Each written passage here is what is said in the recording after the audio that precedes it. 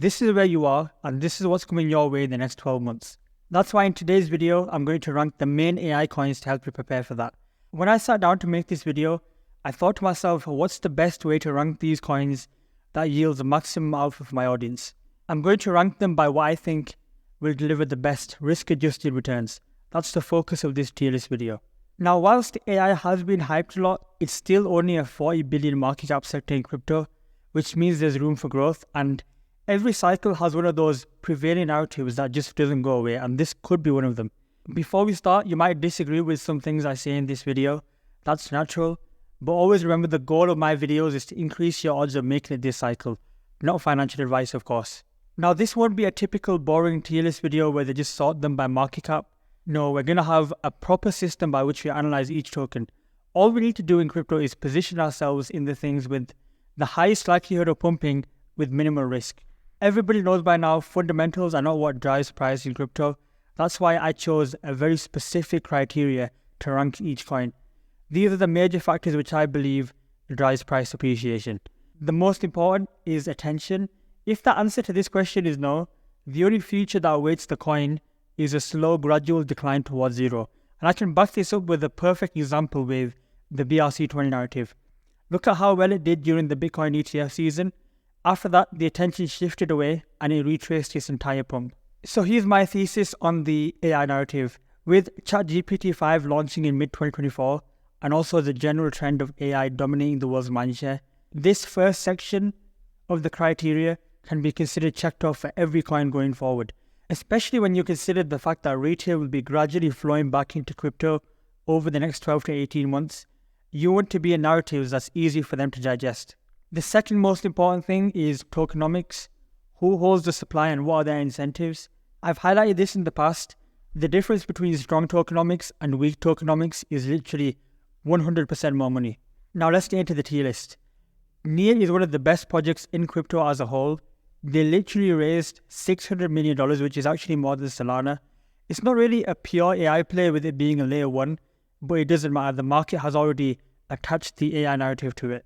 So for me, NEAR is an old dog with a new trick this cycle. Tokenomics wise, NEAR has the same utility as all the layer 1 tokens.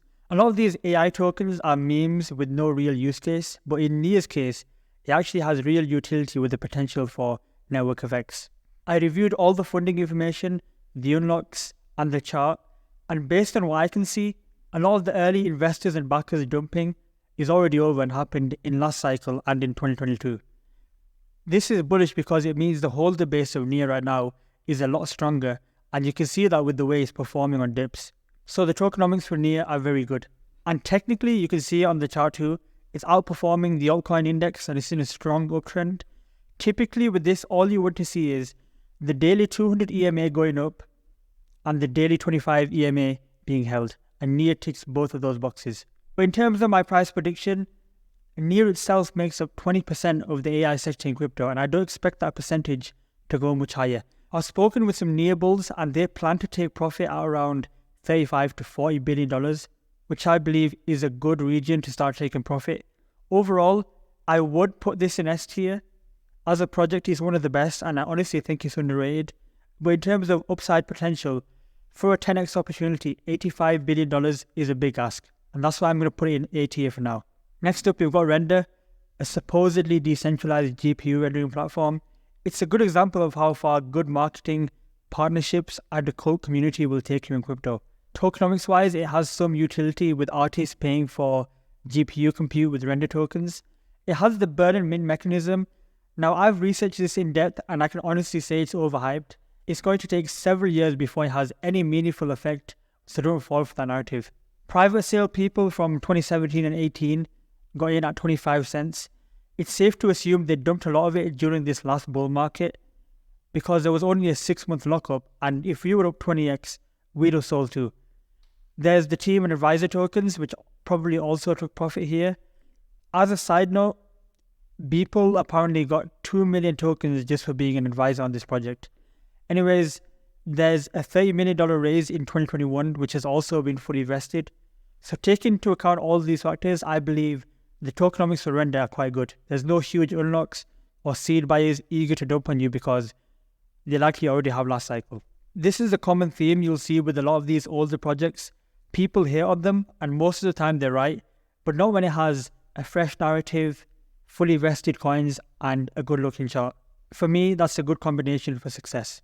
It has a technically strong chart in relation to the altcoin sector, and in terms of catalysts, it has the Apple event coming up in June. My overall verdict on Render might actually surprise you. I'd put this in B right now, because I don't think buying Render at $10 is an investment that's going to provide a lot of long-term upside. If you're looking for around a solid 10x, that doesn't mean it's not going to perform really well, but there's no denying a lot of the gains for Render have already taken place. I believe one of Render's greatest strengths is its association with Apple. With Apple accelerating their AI push, any major announcements from them can moon Render, so I could be wrong. If you've already gotten a good entry on this, I think it's a good idea to just keep holding.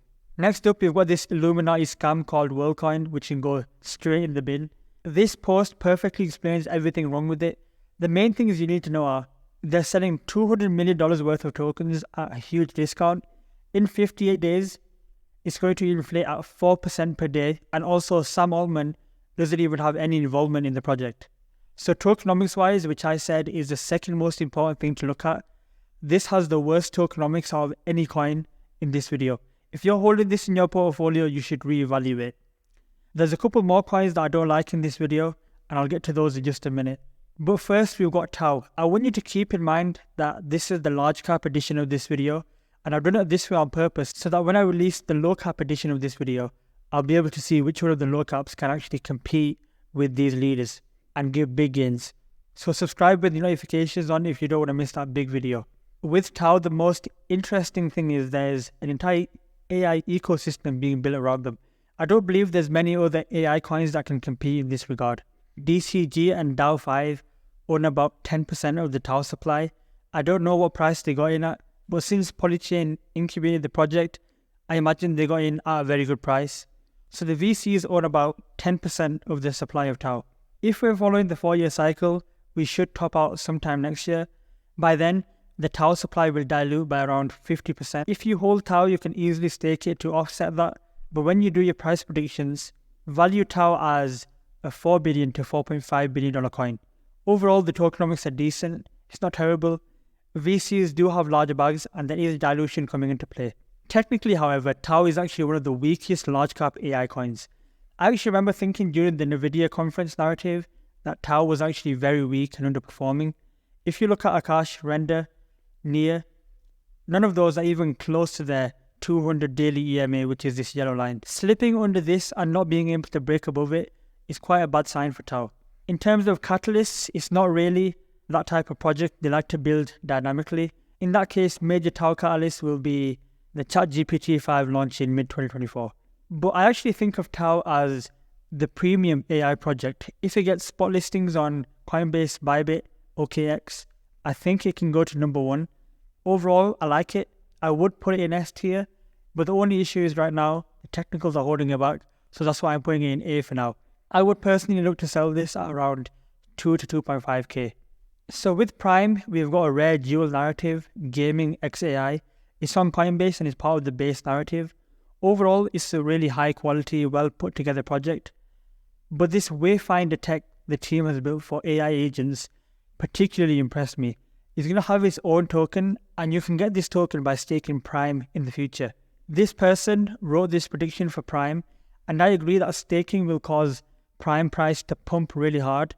But after the new token prompt launches or the snapshot is taken, it's going to be very bad for the Prime price, depending on the lockup period and how they game that part of it. The bid is also going to be spread between Prime and prompt going forward in the future too. Another drawback of Prime is it has one of the highest team dilutions out of any coin in this video. 35% dilution, and it's all going towards the team in the next 7 to 8 months. That's $20 million worth of potential sell pressure every month, not counting the reserves, by the way, on a coin that has a very low volume. That for me is an uphill battle that I don't want to fight. Short term, I would put Prime in the A tier because of that staking airdrop that you'll get. But long term, it's probably in low B or even a high C tier. Next up, we've got the Graph, an old school Coinbase project with some big backers.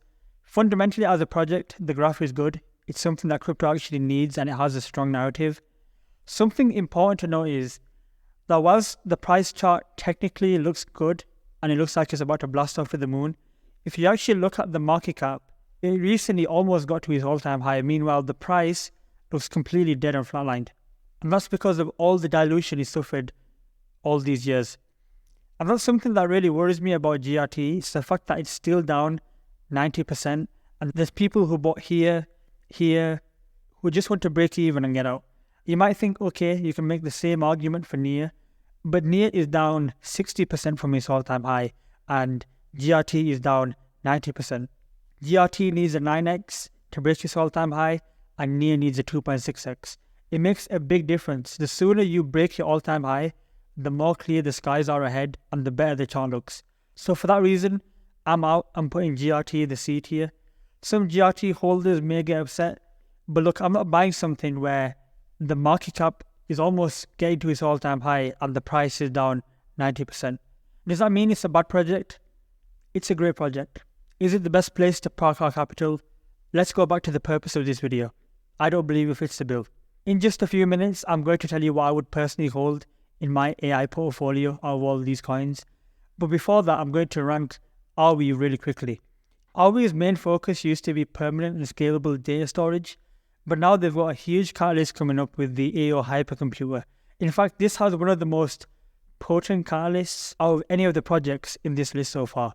So to give you a really high-level overview of what this actually is, it turns AR from a really boring storage provider to one of the most scalable layer ones. And we know how much the market loves to give a premium to layer one and infrastructure providers. I can't say everything into this video because I have a limited time per project, but trust me when I say that this is something that's really big.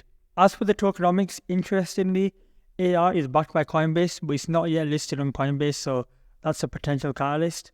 It's in a similar situation to NIA where all the vesting is already done, so you don't have to worry about future unlocks and dilution.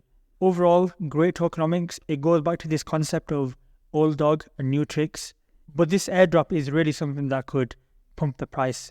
Technically, it's in a higher time frame trend versus the altcoin index, which is what we need to see, although on the daily time frame, it is losing that trend. All my plan with this is set alerts for key levels lower if you get a pullback. If you're in premium, I'll let you know when that is. I don't plan on buying it right now at these prices after this huge rally, so that's why I would put this in low A tier for now. But if you give me a cheaper price, I'd put it in S tier. Now for the ASI merger. I'm just going to come out and say this. I don't think the merger is a good idea. It doesn't really make sense to me. At the moment, the teams are being really quiet about the merger and there's no updates on it. Also, just think to yourself, once ASI is launched and it's a 7 billion market cap coin, do you think people will view it as 3 coins or just one super high market cap coin that has limited upside? I believe it's going to be the latter. Does that mean you should go and dump these coins? I actually think they're going to perform quite well heading into the merger, as it's going to generate a lot of attention and it's going to be a sort of sell the news event once it goes through. And this is an important nugget of information I picked up on. The ASI merge is actually bad for you as a fetch holder because you didn't have to worry about dilution before, but now you do. So currently, I'd put them all in B tier, but the actual ASI token, I'd put it as C tier. I think the ideal playbook for this is sell into the merge pump and rotate it into stronger AI plays like the ones I've mentioned in this video. Next up, we've got Akash. I've actually got a really heavy warning with this one that you must listen to. We don't need to actually talk about the fundamentals because we already know this is a solid project. Since I covered it last 5 months ago, it's gotten a Coinbase and upbeat listing, which is important. The tokenomics are good. All the tokens have been vested. There's no large unlocks to worry about. The dilution is the only concern with it being a Cosmos token. It takes 21 days to instake. And if you don't stake, you're getting diluted at 20%. The thing is, when altseason comes, it's going to be so ferocious that you might see things like Render, Akash pulling a 2-3x in the matter of a single day. And when that happens, you really don't want to be locked up for 21 days. Catalyst-wise, they have the Akash Summit on May 28th, where they'll be revealing a new roadmap. This could be something really big. If you hold the cash, you need to pay attention to this. Technically, this chart is the exact same as Render. It's in a high time frame uptrend versus the altcoin index, which is what we want. I would put this slightly ahead of Render because of its lower market cap. Obviously, if the prices go down and it becomes cheaper, they both climb these ranks. But I'm focusing on the purpose of this video, which I stated at the start. AIOZ, I would not buy now. It's a good project fundamentally. It's like a mix of live peer, Akash and Filecoin, but it's all in one ecosystem. It has an inflation rate of 7%. But the most bullish thing about any of these deepen projects is the natural flywheel they generate with the token as the service they provide gets better. Technically, the chart looks really good. Psychologically for me, I just can't justify buying something that's up this much in such a short period of time. It's a similar thing with Ondo. I'm up almost 8 to 9x, and I wouldn't recommend people to buy it now, even though I still hold it. Look, I know a lot of coins are up big because we're in a bull market, but the speed of the rallies also matters a lot. AIOZ and Ondo have both had very fast rallies, and that's what makes it more dangerous in my opinion, because it hasn't really had any time to shake people out. And it would be easier and better for my channel to just incessantly bull post every coin in this video and saying it's going to a crazy price target, but then it's not truly what I feel. And I'm not going to lie to give people dopamine. So for that reason, as an opportunity to buy right now, it's going to go in C. Give me a cheaper price and I'll happily move it up. Finally, going to take a quick look at Arkham. It's recently had an explosive rally, and in a couple of months, advisor, team, and core contributor tokens all start unlocking at the same time. I'm not interested in that. And for me, because of that, it goes in the C tier. I honestly don't think you guys fully grasp what's about to come your way over the next 12 months and how much potential money you can make. People who have been through multiple cycles know, and that's why you wouldn't want to be positioned in anything that could get in the way of this, because it's going to happen, and all it's going to come down to is how well you prepare. So I told you at the end of the video how I'd play this narrative. I think for people who have larger portfolios, or if you are more risk averse and you're not chasing 50x's, I think buying 2 to 3 of the leaders of the sector would be a good idea. So for example, Render and Tau, or Nia and Tau. I don't think any one of these has any significant edge over the other, and as long as you're getting exposure to this narrative, you're going to do well. In the next video, we're going to discuss the low caps, so $500 million and below, RSS3, OXO, AI Tech. I'll tell you which one of the low caps I think has the best potential with this cycle. So if you want to see that, make sure you subscribe and turn notifications on so you don't miss it. I appreciate you for watching all the way to the end. If you have made it this far, you're probably going to make it this cycle. Thanks for watching.